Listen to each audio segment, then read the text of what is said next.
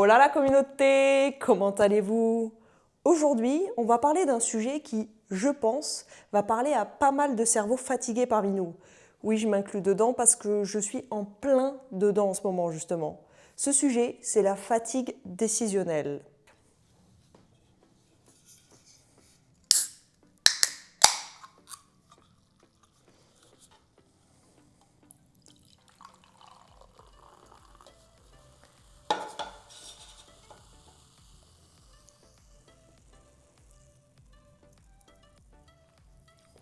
C'est parti. Ça vous arrive de finir vos journées sur les rotules, incapable de faire un choix aussi simple que de décider quoi regarder sur Netflix? Vous fixez l'écran, les options défilent, mais votre cerveau, lui, il est déjà parti en week-end. Et le lendemain, rebelote devant le placard pour choisir vos vêtements. Bon ça, c'est la fatigue décisionnelle. Enfin, ça peut amener à ça en tout cas. Mais allons encore plus loin. Imaginez votre capacité à prendre des décisions comme la batterie de votre téléphone. Le matin, vous avez 100%, mais chaque choix, même le plus minuscule, grignote un peu de cette énergie. Retarder le réveil, moins 1%. Choisir sa tenue, moins 2%. Café ou thé, moins 1%. Répondre à cet email urgent avant l'autre, moins 3%. Valider un budget au boulot, moins 15%. Résister à l'envie de manger ce cookie, moins 2%. Bref, vous voyez le topo. Tout ça, ça s'accumule. C'est un psychologue d'ailleurs du nom de Roy Baumeister qui a mis le doigt dessus en montrant que notre volonté n'est pas une ressource infinie. C'est comme un muscle qui, à force d'être trop sollicité, s'épuise. Et ce qui est important aussi, c'est que lorsqu'on termine une journée où on a été très sollicité, mentalement, émotionnellement ou décisionnellement, on ne repart pas au même niveau le lendemain, même en ayant dormi correctement. Le corps et le cerveau, ils ne récupèrent pas instantanément d'une surcharge. Et si on enchaîne plusieurs journées comme ça, la récupération, elle devient incomplète d'un jour à l'autre. Au bout de 3, 4, 5 jours, on n'est plus seulement fatigué, on fonctionne réellement en dessous de notre niveau habituel d'énergie. C'est cette accumulation, journée après journée, qui finit par peser sur le long terme, bien plus qu'une seule journée difficile isolée, vous vous en doutez. Le problème, c'est qu'on est bombardé d'un nombre de choix hallucinant. Des centaines de chaînes, des milliers de films, des dizaines de marques de yaourt. Chaque notification sur notre téléphone est une micro-décision aussi. Je regarde, je réponds, j'ignore. Certaines estimations avancent que nous prendrions plusieurs milliers de décisions par jour. Bref, le constat, c'est que c'est colossal en fait. Quand cette batterie elle tombe à plat, les conséquences sont directes. La première victime, c'est la qualité de nos décisions. Notre cerveau, à bout, cherche des raccourcis. Soit il bascule en mode impulsif, allez, je prends le premier truc qui vient pour que ça s'arrête, soit c'est la paralysie totale, l'évitement. C'est la fameuse procrastination, vous devez connaître. On reporte les décisions importantes parce que l'effort mental, il semble juste insurmontable en fait. Ensuite, c'est notre bien-être qui en prend un sacré coup. Cette saturation mentale génère du stress, de l'anxiété et de l'irritabilité. On devient plus susceptible, moins patient avec nos collègues, avec nos proches, et à long terme, ce stress chronique peut avoir des impacts physiques énormes. Troubles du sommeil, maux de tête, problèmes digestifs. On entre alors dans un cercle vicieux. La fatigue mène à de mauvaises décisions, qui créent plus de problèmes, qui du coup exigent plus de décisions, ce qui nous fatigue encore plus. Bref, un cercle vicieux dans lequel se retrouvent beaucoup de personnes malheureusement. Il y a une étude d'ailleurs très connue sur ce sujet, sur les commissions de libération conditionnelle en Israël. Au début de chaque session, le matin ou juste après une pause, les juges ils accordaient la liberté conditionnelle dans environ 65% des cas. Juste avant une pause, par contre, repas, pause café, etc., ce taux est tombé quasiment à 0%. Le graphique de l'étude il montre littéralement une chute progressive, puis un genre de reset après chaque pause. Les auteurs ils interprètent ce résultat comme un effet de fatigue décisionnelle. À mesure que les juges ils enchaînent les dossiers, leur énergie cognitive diminue, ils deviennent plus susceptibles du coup d'opter pour la décision par défaut, c'est-à-dire refuser la libération conditionnelle, parce que c'est une décision perçue comme déjà la plus sûre, mais aussi la plus simple. Après un repas ou une pause, leurs ressources mentales se rechargent et leur taux de décision favorable remonte. C'est un peu pareil pour nous. Quand à midi, on est encore en train d'hésiter entre salade César et burger, alors qu'on a déjà passé la matinée à répondre à 43 mails, à force, notre cerveau nous dit « Tu sais quoi ? Prends le burger et fous-moi la paix en fait. » Ça, c'est intéressant. Par exemple, vous voyez, Parce que ça nous apprend une chose fondamentale. Le moment où nous prenons une décision est aussi important que la décision en elle-même au final. Bon, a vu ce que c'était la fatigue décisionnelle, mais est-ce qu'elle touche vraiment tout le monde du coup? C'est ça la question. Pas exactement au même niveau, mais oui, on y est tous exposés. On n'a pas tous le même quotidien, ni les mêmes responsabilités, mais personne n'échappe totalement à cette surcharge de micro-choix qui s'accumulent. Même Barack Obama en parlait, il expliquait qu'il portait toujours des costumes bleus ou gris pour réduire le nombre de décisions inutiles qu'il devait prendre, parce qu'il voulait garder son cerveau disponible pour les décisions vraiment importantes. Il ne s'agissait pas uniquement d'éviter les costumes, vous vous en doutez, mais de routiniser, si je peux dire comme ça, je ne suis pas sûre que ça se dise, certains aspects de sa vie. Ça veut dire vêtements, repas, emploi du temps, etc. pour réduire la fatigue décisionnelle. Bon, et spoiler, nous aussi, on peut le faire davantage. Alors comment on fait pour éviter ça? Parce que je suppose que vous voulez des solutions, pas juste que je vous évoque les problèmes, on est d'accord. Avant d'en parler, je vous laisse me dire déjà en commentaire si vous ressentez cette fatigue dans votre quotidien. Et au passage, si vous aimez la vidéo, n'oubliez pas de vous abonner et de liker. C'est un simple clic pour vous, mais pour moi, ça m'aide énormément et ça aide énormément la chaîne à être découverte. Merci d'avance à tous ceux qui le feront.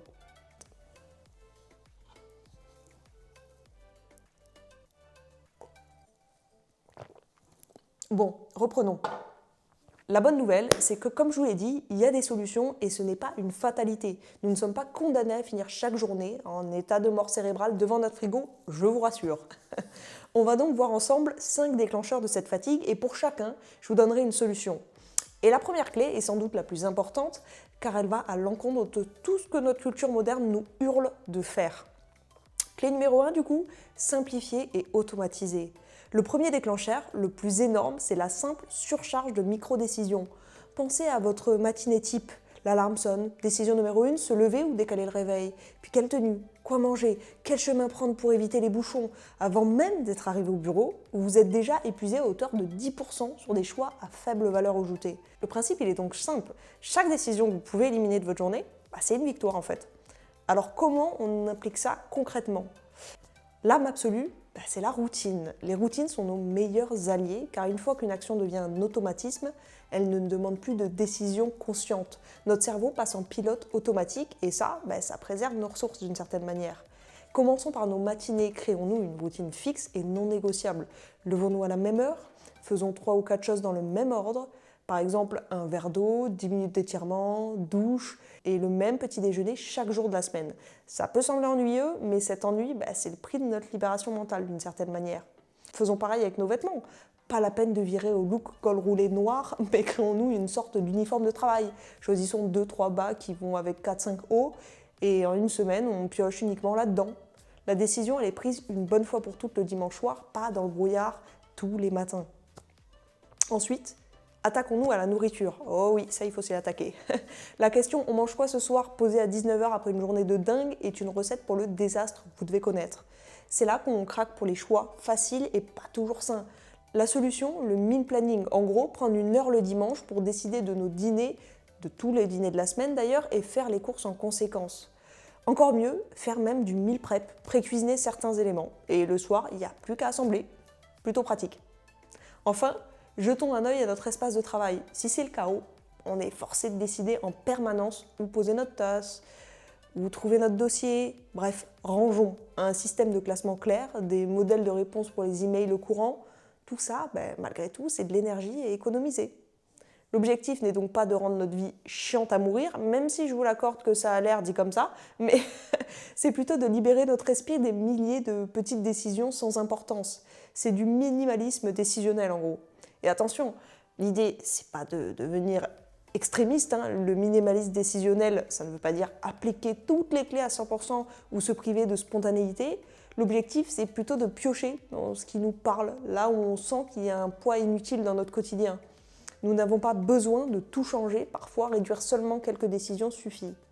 Je vous ai dit qu'il y avait 5 clés, donc passons à la deuxième qui est maîtriser, j'ai fait deuxième comme ça, oui, maîtriser le temps et l'ordre des décisions. Le deuxième déclencheur, c'est la pression du temps. Quand on est pressé, le cerveau il panique, il n'a pas plus le luxe d'évaluer calmement les options que ça. Le stress de l'urgence accélère l'épuisement en plus. La stratégie ici, c'est de planifier les décisions et de protéger notre temps. D'abord, identifier nos golden hours. Nos heures en or, c'est important. En gros, parce que pour la plupart d'entre nous, c'est le matin que l'esprit est le plus clair. C'est à ce moment-là qu'on doit attaquer nos décisions les plus importantes, les plus complexes. Il vaut mieux éviter de gâcher cette énergie à trier les emails et plutôt faire la tâche la plus difficile en premier. Vous avez déjà dû l'entendre d'ailleurs ce conseil. Ensuite, il faut lutter contre le faux sentiment d'urgence. Notre monde nous crie que tout est pour hier. C'est souvent une illusion. Pour contrer ça, il existe une bonne vieille matrice d'Eisenhower, imaginez votre boîte.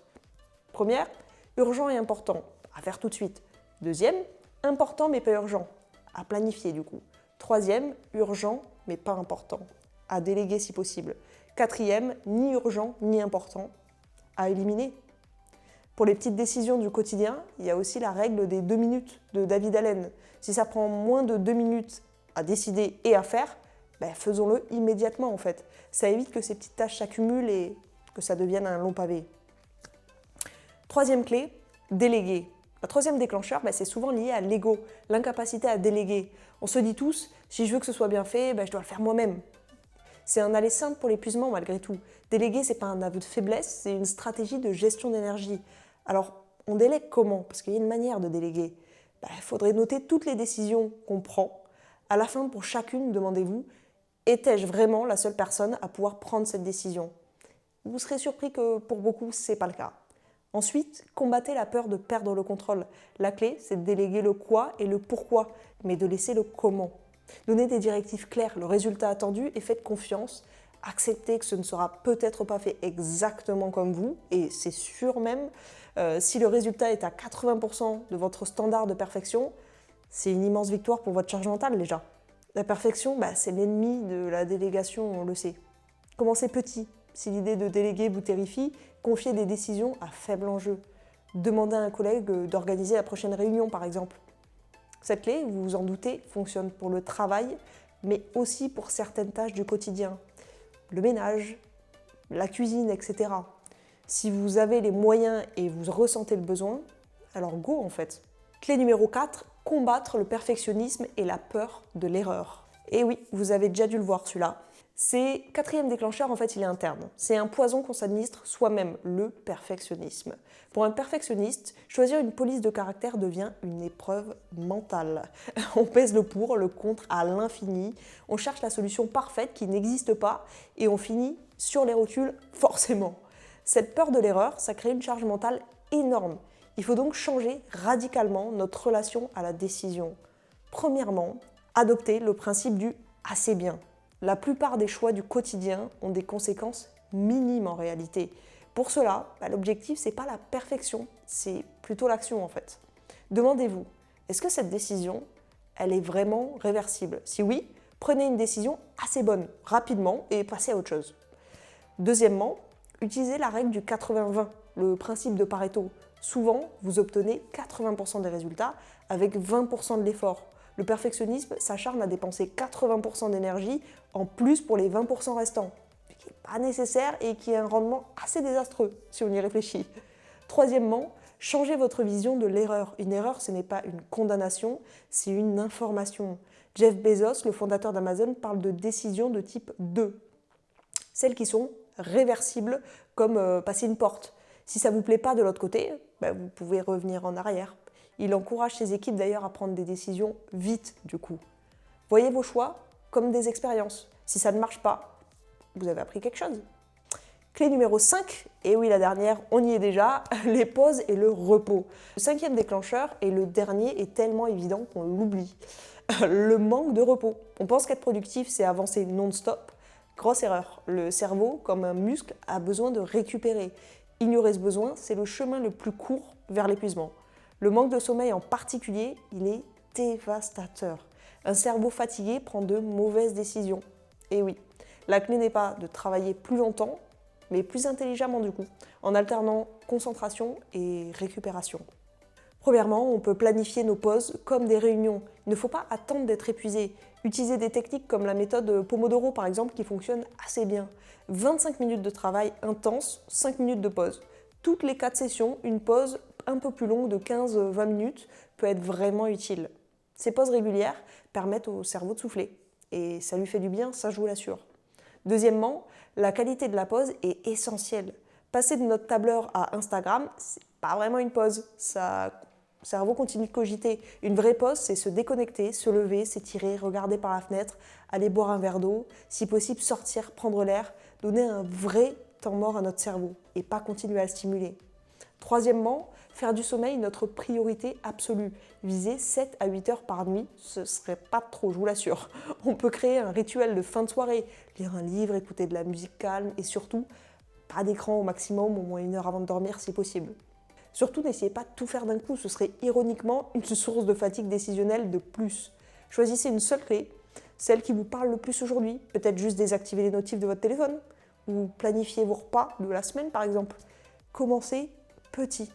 Reprendre le contrôle de notre énergie mentale, c'est une pratique, c'est une série de petits ajustements qui, mis bout à bout, oui, vont transformer nos journées. Il faut accepter que notre cerveau, il a des limites en fait. Vouloir forcer au-delà, c'est aller contre la façon dont il fonctionne. Bon, on revient à la dégustation avant que je vous donne mon avis. Alors, verdict, donc quelle boisson c'était? C'était Buddy Focus Energy Drink, Pomegranate Hibiscus. Bon, grenade et hibiscus en gros. Pas mal du tout. C'est une boisson donc mémoire, concentration, énergie. C'est pas mal au goût en vrai. Un buddy égale un coffee. Un café quoi. Pourquoi je vous le dis en anglais, c'est pas grave. C'est parce que c'est écrit en anglais. Écoutez, c'est pas mal, mais je pense qu'il y a du sucre, non? C'est quand même bien sucré. Oui, il y a du sucre. Eau gazeuse, jus de raisin blanc, jus de grenade, sucre, acide citrique, extrait de graines de guarana, extrait de ginkgo, extrait de fleurs d'hibiscus, arôme naturel de pomme. Ok. Bon, il y a du sucre. Je sais pas en quelle quantité, c'est le 1, 2, 3. C'est le 4e ingrédient, donc bon, c'est pas le premier, c'est déjà pas mal. Mais sinon, c'est pas mal au goût, honnêtement.